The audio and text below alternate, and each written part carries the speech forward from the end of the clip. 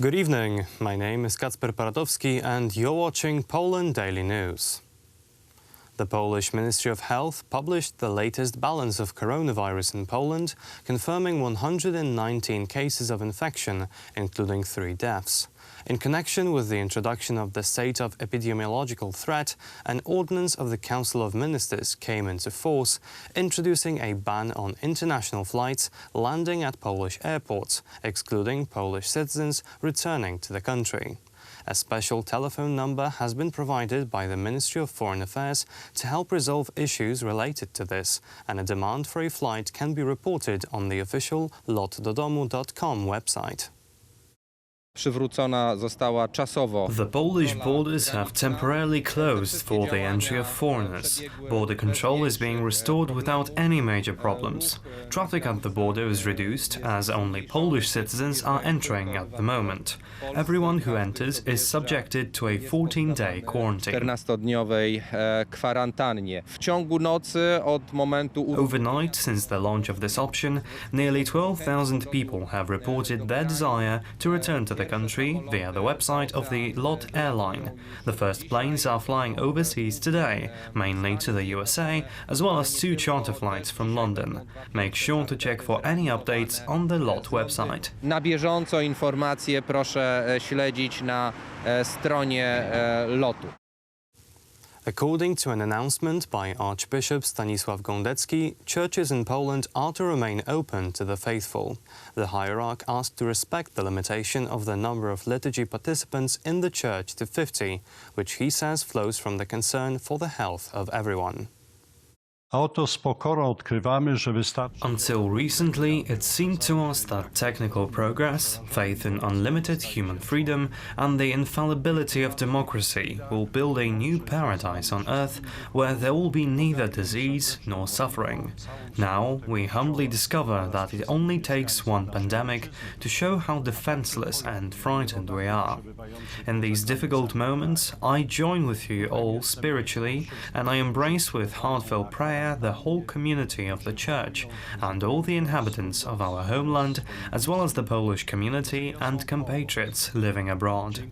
I am spiritually close to all those who are in quarantine, who are ill, who are afraid for their fate and the fate of their loved ones they are helping.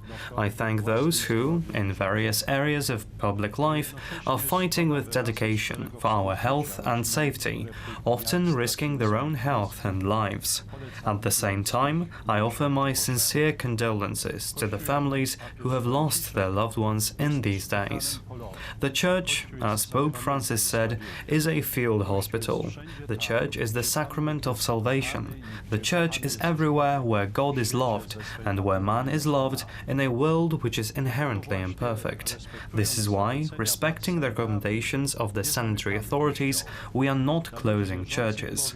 At the same time, I ask you to accept with understanding the limitation of the number of liturgical participants in the Church to 50 people.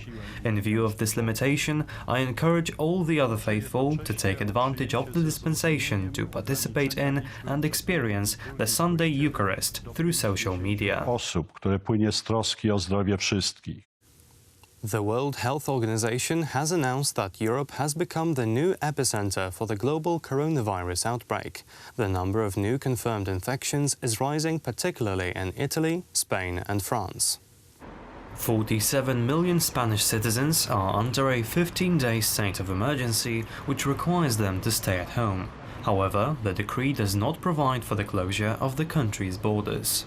The state of emergency is effective as of today. It introduces a number of requirements. As stated in Article 7, you are allowed to leave your home in case you need to buy pharmaceuticals, first aid products, or to visit the hospital. The wife of Prime Minister Pedro Sanchez, Begona Gomez, is one of the people who tested positive for the disease. The streets of Madrid are deserted. Everyone has to work from home. Like some of my colleagues at the university with 5 children by their side, it's going to be a difficult time. It's going to be a challenge to teach online while paying attention to the children. New coronavirus-related restrictions were introduced by President Trump's administration.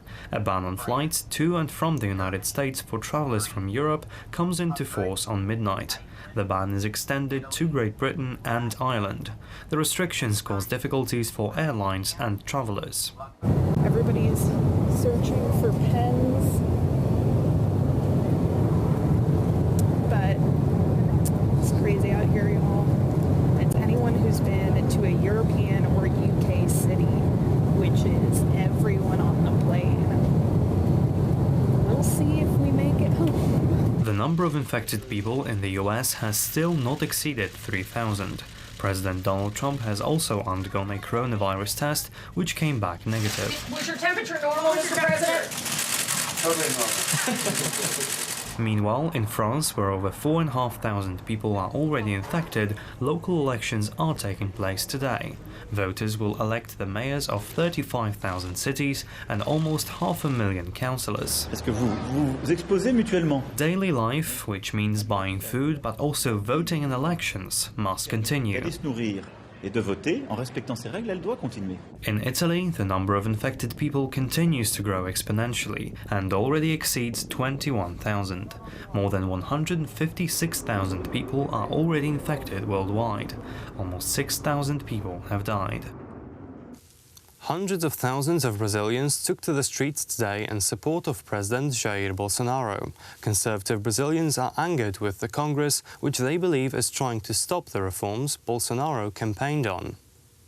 The protests are taking place in all parts of the country, with young and old out in the streets. The Brazilian president says that the concerns of the protesters are legitimate, but that he encourages people to postpone their protests until the global coronavirus outbreak dies down. We want a people that is ready and aware of the situation, but we can never put at risk the health of our people.